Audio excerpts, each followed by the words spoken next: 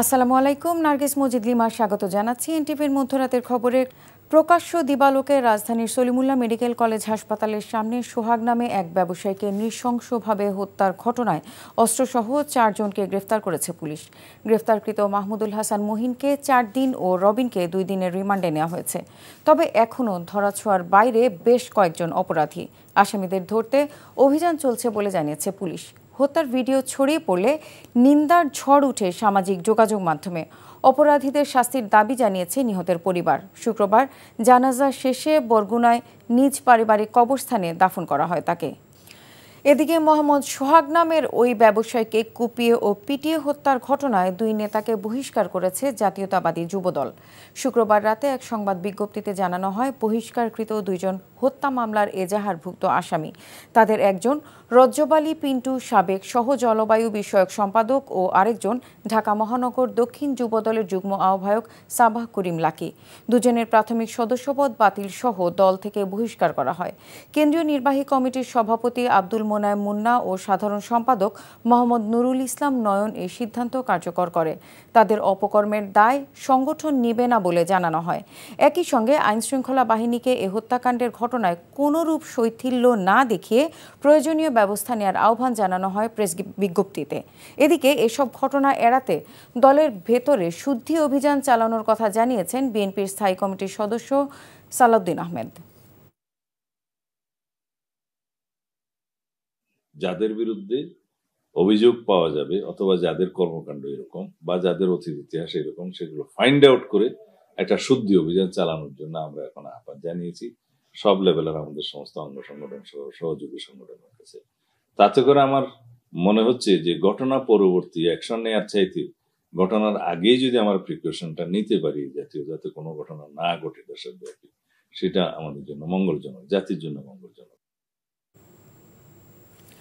মিটফোর্ডে ব্যবসায়ীকে নৃশংসভাবে হত্যার ঘটনায় জড়িতদের দ্রুত বিচারের আওতায় আনার দাবিতে ঢাকা বিশ্ববিদ্যালয় সহ দেশের বিভিন্ন ক্যাম্পাসে বিক্ষোভ মিছিল করেছে বিভিন্ন রাজনৈতিক দল ও সাধারণ শিক্ষার্থীরা। শুক্রবার রাতে ঢাকা বিশ্ববিদ্যালয় এলাকায় বিক্ষোভ করে ছাত্রদল। এ সময় শিগগিরই সোহাগ হত্যাকাণ্ডের সঙ্গে জড়িতদের বিচার নিশ্চিত করার দাবি জানান তারা। অন্যথায় এই হত্যাকাণ্ডের বিচার নিশ্চিতে কঠোর কর্মসূচির হুঁশিয়ারিও দেন বক্তারা। একই সময় মিটফোর্ড হাসপাতালের সামনে সংঘটিত নৃশংস হত্যাকাণ্ডের প্রতিবাদ সহ দেশব্যাপী চাঁদাবাজি, সহিংসতার প্রতিবাদে বিক্ষোভ সমাবেশ করেছে ইসলামী ছাত্র আন্দোলনের নেতাকর্মীরা। এছাড়া বিক্ষোভ মিছিল হয়েছে জাহাঙ্গীরনগর, রাজশাহী ও বরিশাল বিশ্ববিদ্যালয় ক্যাম্পাসেও।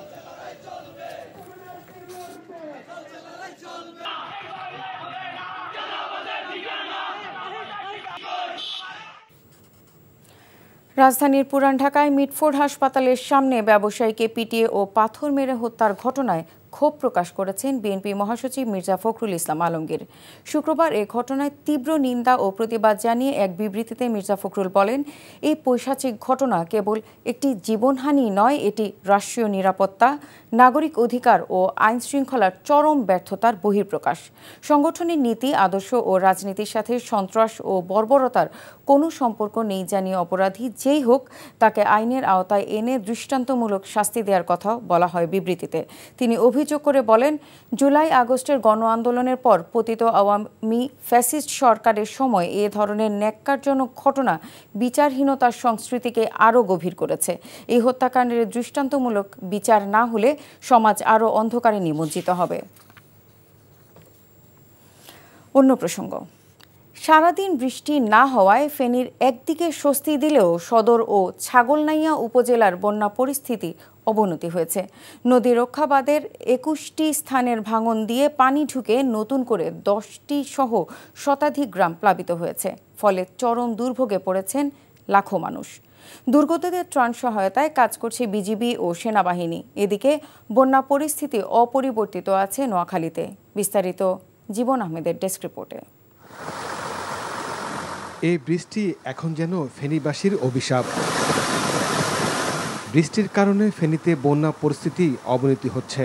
গ্রামের পর গ্রাম তলিয়ে আছে। গৃহবন্দী অবস্থায় রয়েছে লাখো মানুষ। বেড়িবাঁধের ভাঙন স্থান দিয়ে পানি ঢুকে ফেনী সদর, ছাগলনাইয়া, পরশুরাম সহ নতুন করে 10টি গ্রাম সহ শতাধিক গ্রাম প্লাবিত হয়েছে।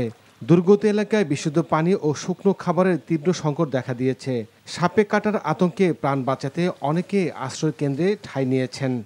বাড়ি থেকে জিনিসপত্র আনতে যাই, পথে সাপে কামড় দিছে। পরে এখানে হসপিটালে নিয়ে যাওয়ার পরে ওনারা টেস্ট করছে, পরীক্ষা দিচ্ছে, সব করাবার পরে বলতেছে বিষ আছে শরীরে। এখন বলছি যে সদরে নিয়ে যাওয়ার জন্য। রাত হলে পোকামাকড়ের ভয়ে আমরা ঘুম আসে না চোখের মধ্যে। হালকা বৃষ্টি হলে বন্যা আসে, বন্যার কারণে আমাদের অনেক ক্ষয়ক্ষতি হয়, আমাদের অনেক মাছ চলে যায়, আমাদের ঘরবাড়ি অনেক ক্ষয়ক্ষতি হয়। যদি বেড়িবাঁধগুলা সঠিকভাবে মেরামত করত তাহলে আমাদের আজকের এই ভোগান্তি হতো না। ফেনীর মুহুরী, সিলোনিয়া ও কহুয়া নদীর পানি বিপদসীমার নিচ দিয়ে প্রবাহিত হলেও 21টি বাঁধের ভাঙন স্থান দিয়ে পানি প্রবেশ অব্যাহত আছে। টেকসই বাঁধ নির্মাণের জন্য প্রস্তাবনা পাঠানোর কথা জানান পানি উন্নয়ন বোর্ডের এই নির্বাহী প্রকৌশলী। তো 24-এর বন্যার পর এই প্রেক্ষিত পরিবর্তন হয়েছে। এখন আরও বড় আরও টেকসই আকারে বাঁধ নির্মাণের জন্য আমরা প্রকল্প প্রস্তাবনা দাখিল করেছি। জেলা প্রশাসনের তথ্য মতে 82টি আশ্রয়কেন্দ্রে প্রায় 9,200 মানুষ আশ্রয় নিয়েছেন। ত্রাণ কাজে সহায়তা করছে সেনাবাহিনী ও বিজিবি। আমাদের এই মুহূর্তে 2টা টিমই কাজ করছে। আমরা এখানে রান্না করা খাওয়া ডিস্ট্রিবিউট করেছি, আর আমাদের পরশুরামে কিছু ড্রাই ফুড ডিস্ট্রিবিউট করা হচ্ছে। এদিকে উজানের ঢল ও অব্যাহত বৃষ্টিতে তলিয়ে গেছে নোয়াখালী 9 উপজেলার নিচু এলাকা। পানিবন্দী প্রায় 64,000 পরিবার। এছাড়া কুমিল্লাও বৃষ্টিপাত অব্যাহত রয়েছে। বাড়ছে গোমতী নদীর পানি। প্লাবিত হয়েছে নদী তীরবর্তী অনেক এলাকা। জীবন আহমেদ, এনটিভি নিউজ ডেস্ক। ক্ষমতায় যেতে নয়, বিএনপি দেশে দ্রুত গণতান্ত্রিক উত্তরণ চায় বলে মন্তব্য করেছেন দলটির স্থায়ী কমিটির সদস্য গয়েশ্বরচন্দ্র রায়। বিএনপি যেন ক্ষমতায় যেতে না পারে সেজন্য একটি গোষ্ঠী অপপ্রচার চালাচ্ছে বলেও অভিযোগ করেছেন তিনি। শুক্রবার সকালে নয়াপল্টনে এক দোয়া মাহফিলে দলের সিনিয়র যুগ্ম মহাসচিব রিজভী আহমেদ সংস্কারের নামে জনগণকে বিভ্রান্ত না করে দ্রুত নির্বাচনের দাবি জানান। নাজিবুর রহমানের রিপোর্ট। শহীদ মিনার প্রাঙ্গণে জাসাস আয়োজিত জুলাই অভ্যুত্থান উপলক্ষে এক অনুষ্ঠানে বিএনপির স্থায়ী কমিটির সদস্য গয়েশ্বরচন্দ্র রায় বলেন, জুলাইয়ের চেতনা ধরে রাখতে দেশে গণতান্ত্রিক উত্তরণ চায় বিএনপি। এ সময় সমাজে নতুন করে বৈষম্য সৃষ্টি হয় এমন কোনো কাজ করা থেকে বিরত থাকতে জুলাই অভ্যুত্থানের নেতাদের প্রতিও আহ্বান জানান তিনি। গণতন্ত্রবিহীন রাষ্ট্রে যে কোনো অগণতান্ত্রিক উপসর্গ মাথা চাড়া দেয়। সুতরাং বৈষম্য বিরোধী আন্দোলনে যখন আমরা বৈষম্য করি নাই, বৈষম্য বিরোধী আন্দোলনের বিজয়ের মালা যারা গলায় পড়লেন তারা এমন কাজ করেন না যে আপনারা নিজেরাই বৈষম্য সৃষ্টি করছেন। শুক্রবার দলের কেন্দ্রীয় কার্যালয়ে দোয়া মাহফিল অনুষ্ঠানে যোগ দেন বিএনপির সিনিয়র যুগ্ম মহাসচিব রুহুল কবির রিজভী। বলেন, সংস্কারের নামে জনগণকে বিভ্রান্ত করছে সরকার।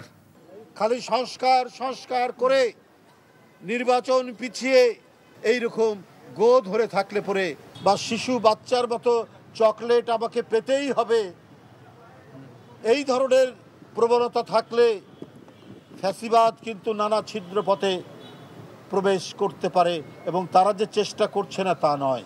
এবং আমরা একটা দীর্ঘস্থায়ী অগণতান্ত্রিক শক্তির কাছে জিম্মি হয়ে পড়ব। একই দিন জাতীয় প্রেস ক্লাবে আরেক আলোচনায় বিএনপির ভাইস চেয়ারম্যান শামসুজ্জামান দুদু বলেন, আগামী 100 বছরে আওয়ামী লীগের ফেরার সম্ভাবনা নেই, তারা নিজেরাই নিজেদের খুন করেছে। Najibur Rahman, NTV news, Dhaka. একটি দল তাদের কোটি কোটি লোক আছে বলে জাহির করে নির্বাচনে অংশ নিতে চায়, কিন্তু বিচার সংস্কার ছাড়া কোনো নির্বাচন এদেশের মানুষ মেনে নেবে না বলে মন্তব্য করেছেন জাতীয় নাগরিক পার্টির আহ্বায়ক নাহিদ ইসলাম। জুলাই পদযাত্রার 11তম দিনে যশোরে পথসভায় এসব কথা বলেন তিনি। পরে খুলনায় পথসভায় নাহিদ অভিযোগ করেন, রামপাল তাপবিদ্যুৎ প্রকল্প করে সুন্দরবন ধ্বংস করা হচ্ছে। প্রতিনিধিদের তথ্য ছবিতে ইমরুল কায়েসের ডেস্ক রিপোর্ট। সন্ধ্যায় খুলনা নগরীর শিববাড়ি মোড়ে পথসভা করেছে জাতীয় নাগরিক পার্টি এনসিপি। এ সময় দলের আহ্বায়ক নাহিদ ইসলাম বলেন, রামপাল তাপবিদ্যুৎ প্রকল্প স্থাপন করে 100 বছরের সুন্দরবনকে ধ্বংস করা হচ্ছে। রামপাল বিদ্যুৎ কেন্দ্র করে এই সুন্দরবনকে ধ্বংসের পায়তারা করা হয়েছিল। সেই ভারতের স্বার্থ রক্ষা করার জন্য রামপাল বিদ্যুৎ কেন্দ্র প্রতিষ্ঠা করা হয়েছিল। তিনি আরো বলেন, 5ই আগস্ট থেকে ছাত্র নেতৃত্ব দমনে ষড়যন্ত্র করা হচ্ছে। নতুন বন্দোবস্ত প্রতিষ্ঠায় গণতন্ত্র, মানবাধিকার এবং ইনসাফ প্রতিষ্ঠায় জাতীয় নাগরিক পার্টি গণ অভ্যুত্থানের সকল ছাত্র তরুণ এখনো মাঠে রয়েছে। আপনারা যতই চেষ্টা করুন, যতই ষড়যন্ত্র করুন, আমাদেরকে মাঠ থেকে সরাতে পারবেন না। এদিকে যশোর শহরে জসকোট ঈদগাহ মোড়ে এনসিপির আহ্বায়ক নাহিদ ইসলাম বিএনপিকে ইঙ্গিত করে বলেন, একটি দল তাদের কোটি কোটি লোক আছে বলে জাহির করে, কিন্তু বিচার সংস্কার ছাড়া কোনো নির্বাচন এদেশের মানুষ মেনে নেবে না। এই কোটি কোটি মানুষ, লক্ষ লক্ষ মানুষ আমাদেরকে দেখায়েন না, বিচার সংস্কার ছাড়া নির্বাচন বাংলার জনগণ মেনে নেবে না। যারা বিচার সংস্কার ছাড়া নির্বাচনের পরিকল্পনা করে তারাই নির্বাচনকে পিছিয়ে দেওয়ার ষড়যন্ত্রে লিপ্ত। পথসভায় দলের সদস্য সচিব আক্তার হোসেন বলেন, সংস্কারের লক্ষ্য পূরণ না হলে তাদের দল রাজপথে নামতে বাধ্য হবে। বাংলাদেশের মানুষ জুলাই অভ্যুত্থানে যেভাবে রাজপথে নেমে এসেছিল সংস্কারের দাবিতে, তার থেকেও বহুগুণে তারা রাজপথে নেমে আসবে ইনশাআল্লাহ। এর আগে যশোরের জুলাই অভ্যুত্থানে নিহতদের পরিবারের সদস্য ও আহতদের সাথে সাক্ষাৎ করেন এনসিপির নেতাকর্মীরা। Imrul Kayes, NTV news desk.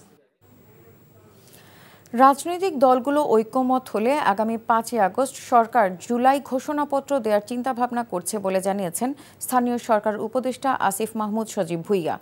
শুক্রবার সন্ধ্যায় কুমিল্লা জেলা আইনজীবী সমিতির নতুন ভবন উদ্বোধন করে মতবিনিময় সভা শেষে এসব কথা বলেন তিনি। বলেন, জুলাই ঘোষণাপত্র নিয়ে কাজ চলছে। ইতোপূর্বে রাজনৈতিক দলগুলো থেকে প্রস্তাবনা নেওয়া হয়েছিল, তারা তাদের মতো করে ঘোষণাপত্রের কপি সরকারকে দিয়েছে।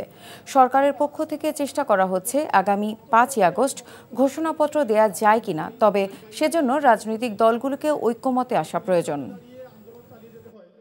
সরকারের পক্ষ থেকে চেষ্টা হচ্ছে যে আগামী 5ই আগস্ট যদি ঘোষণাপত্রটা দেওয়া যায়, তবে সেক্ষেত্রে অবশ্যই রাজনৈতিক ঐক্যমতে আসা প্রয়োজন। আপনারা জানেন, যেহেতু সবার ঐক্যমতের ভিত্তিতে আমরা একটা ঘোষণাপত্র দিতে চাচ্ছি, তো আশা করি রাজনৈতিক ঐক্যমত শেষে 5ই আগস্ট ঘোষণাপত্র, জুলাই ঘোষণাপত্র পাঠ করা সম্ভব হবে।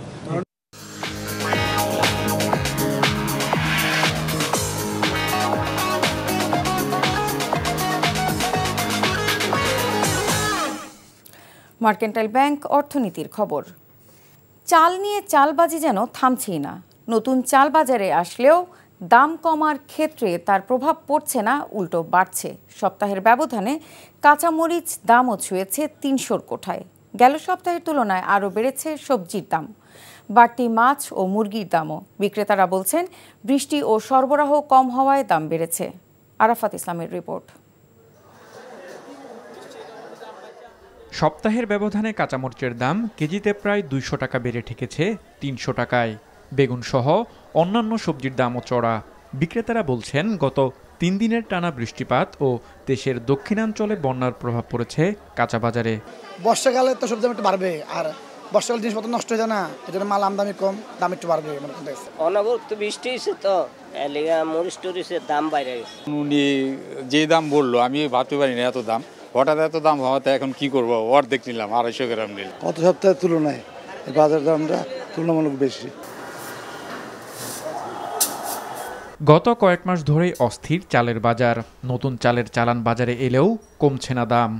এক সপ্তাহে নতুন করে কেজিতে 2 থেকে 3 টাকা পর্যন্ত বেড়েছে মিনিকেট, নাজির সহ বেশ কয়েকটি চালের দাম। যে মৌসুমে যে দামটা আসার কথা, চাউলের দাম কমার কথা, এখন দেখতেছি আরও বাড়তেছে। যেমন প্রতি কেজি 8 চাউল আমরা কিনে হয়েছে, যখন আসছে মৌসুমে আসছে কত 50-51 টাকা, সেই চাউল এখন হলো যায় 58 থেকে 59 টাকা। আর সব চাউলের দামই বাড়ছে মোটামুটি। সপ্তাহান্তে কেজিতে অন্তত 10 টাকা করে বেড়েছে মুরগির দামও। ব্রয়লার 170 আর সোনালী 300 টাকার আশেপাশে বিক্রি হচ্ছে রাজধানীর বাজারে। যদিও আগের দামেই বিক্রি হচ্ছে গরু ও খাসির মাংস। খামার তো বিশেষ করে বন্ধ হয়ে গেছে এখন, এর জন্য একটু আমদানি কম, দাম একটু বাড়ছে। বাজার পরিস্থিতি আগের থেকে অনেকটাই বেড়েছে। বিশেষ করে মুরগির দাম অনেক ফ্ল্যাকচুয়েট করে। আপনি প্রতি সপ্তাহে যদি দেখেন, আপনি কোনো স্টেবল কোনো বাজার পাবেন না মুরগির বাজারে। এবছর ইলিশ যেন ছুঁতেই পারছেন না সাধারণ মানুষজন। 1 কেজি ইলিশ কিনতে ক্রেতাদের গুনতে হচ্ছে 2500 টাকা। পাশাপাশি ছোট বড় সব ধরনের মাছের দাম স্বাভাবিকের চেয়ে কেজিতে 100 থেকে 200 টাকা পর্যন্ত বেশি বলে মনে করছেন ক্রেতারা। সব মাছেরই দাম বেশি। চিংড়ি মাছ 1200 টাকা কেজি, বাইলা মাছ চাইতেছে 1400 টাকা কেজি, তারপরে ইলিশ মাছ তো চাইলে 2400-2500 টাকা চায়। এখন এই বাজার সম্ভব না। গেল সপ্তাহের মতো আগের দামেই কেজি প্রতি 55 থেকে 60 টাকা কেজি পেঁয়াজ আর আলু বিক্রি হচ্ছে 25 থেকে 30 টাকা কেজিতে। আরাফাত ইসলাম, এনটিভি নিউজ, ঢাকা। ছুটে চলি জীবনের প্রান্তে এই স্লোগান নিয়ে ঐকতান সাংস্কৃতিক কেন্দ্র ও ডিজিটাল প্ল্যাটফর্মের উদ্বোধন করা হয়েছে রংপুরে। শুক্রবার বিকেলে রংপুর জেলা শিল্পকলা একাডেমি মিলনায়তনে ঐকতানের উদ্বোধন করা হয়। অনুষ্ঠানে নগরীর শিক্ষা, শিল্প সংস্কৃতির সাথে যুক্ত বিশিষ্টজন ও সংবাদকর্মীরা উপস্থিত ছিলেন। বিশ্ব সাহিত্য কেন্দ্রের আয়োজনে ও ঐকতানের সহযোগিতায় অনুষ্ঠিত প্রতিযোগিতায় 100 জনকে পুরস্কৃত করা হয়। অনুষ্ঠানে বক্তারা বলেন, ঐকতানের বিভিন্ন কোর্সের মাধ্যমে শিশু, কিশোর ও তরুণদের শিল্পসত্তার বিকাশ ঘটিয়ে একটি আলোকিত ও সৃজনশীল বাংলাদেশ গড়ে তোলার লক্ষ্যে কাজ করা হবে। প্রবাসের খবর। কাজের পাশাপাশি খেলাধুলার দিকে মনোনিবেশ করতে প্রবাসীদের প্রতি আহ্বান জানান কুয়েত কমিউনিটির নেতৃবৃন্দ। এনটিভি কুয়েত প্রতিনিধি আলামিন সরকার জানান, ফ্রেন্ডস স্টার ফুটবল ক্লাবের উদ্যোগে অভিষেক ও জার্সি উন্মোচন উপলক্ষে আলোচনা সভায় এই আহ্বান জানান তারা। সংগঠনের সভাপতি আনিক আহমেদের সভাপতিত্বে ও ওয়াসিম সানির সঞ্চালনায় প্রধান অতিথি ছিলেন কুয়েত বাংলাদেশ ফুটবল অ্যাসোসিয়েশনের সভাপতি মোর্শেদ আলম ভুইয়া। প্রধান বক্তা ছিলেন প্রকৌশলী ফরিদ উদ্দিন। উপস্থিত ছিলেন ফুটবল অ্যাসোসিয়েশনের সাধারণ সম্পাদক কুরবান আলী, সহসভাপতি সোহেল রানা, উপদেষ্টা চান মিয়া হাসা, নাসির উদ্দিন খোকন সহ আরও অনেকে। জুলাই আগস্ট গণ অভ্যুত্থানের বর্ষপূর্তিকে সামনে রেখে আলোচনা সভার আয়োজন করে সৌদি আরব পশ্চিমাঞ্চল কেন্দ্রীয় যুবদল।